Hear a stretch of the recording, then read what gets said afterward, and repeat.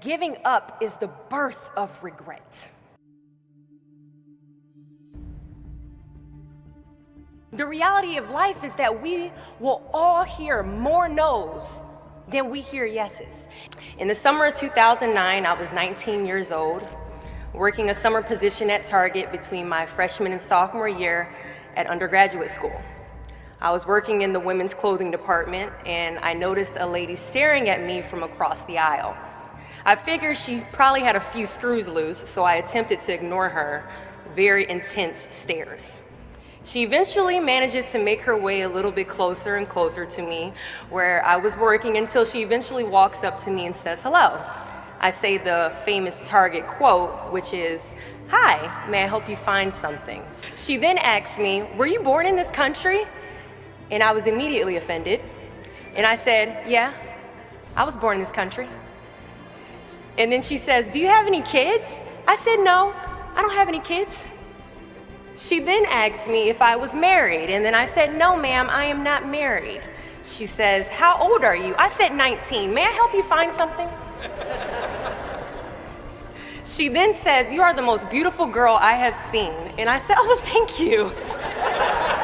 I didn't work that much for my makeup, but I did the best I could, but thank you. And then she says, "I think you could be the next Miss USA." And I stare at her in pure disgust and said, "Pageants? You're telling me pageants, like Sandra Bullock, Miss Congeniality. Pageants? You think I should compete in pageants? I'm in the Army, okay? We don't do pageants in the Army." She then asked me to meet her at Starbucks the very next day before my next shift at Target. And she just wanted to do a little bit of explaining when it comes to what pageants is. And apparently I was a pretty open-minded 19-year-old because I actually agreed to meet her the very next day. The next day she brought this foot-tall stack of pageant books and proceeds to convince me to enter into a state pageant 3 months later. For those who do not know, when it comes to Miss USA, you have to win your state first, okay? So 3 months later, I compete in my first pageant, and I lose. I go back the second year, compete in the state pageant. I lose. Go back the third year, compete in the state pageant, and lose.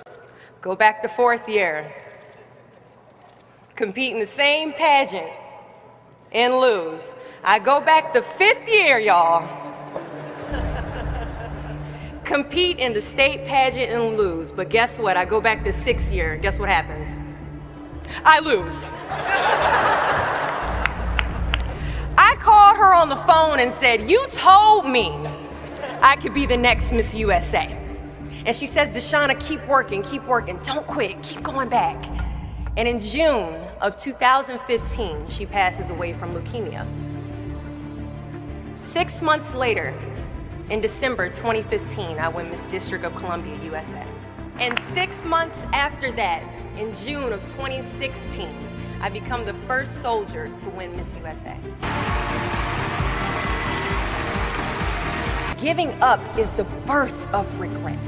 Giving up is something I did a lot of growing up, and I don't think I really challenged myself to stick anything through until I joined the track team in middle school.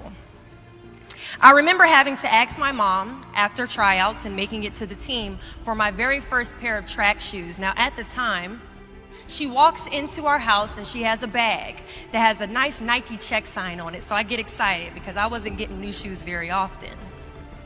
I go to take the shoe box out the bag and I notice that it says a size 9 on it. Mind you, in the 7th grade I was a size 5. I open the box and I slide my feet into the shoe and I look at my mother and I said, "These shoes are too big." She says, "I know I did that on purpose." I was like, "Why would you buy shoes that are too big on purpose, Mom?" And she says, "Because I know that you're going to grow into them." Coach has us line up on the starting line and he wants us to run a lap around the track. As we go to take off, I immediately fall to the ground, twist my ankle because the shoes are entirely too big. See, I couldn't run at the speed that I wanted to because I didn't fit the shoes I was wearing at the time. Now, many of us have goals we're trying to achieve, but the person we are right now is not the person that we need to be when we cross the finish line to our dreams. So we must walk and pace ourselves on this journey to our goals, because we haven't grown enough in ourselves to fit the shoes that we need to achieve our aspirations. At times, our purpose drops in our laps as if the heavens threw it by accident. I ask only one thing of you all today after you leave this building.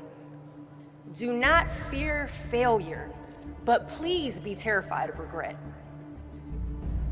As giving up is the birth of regret.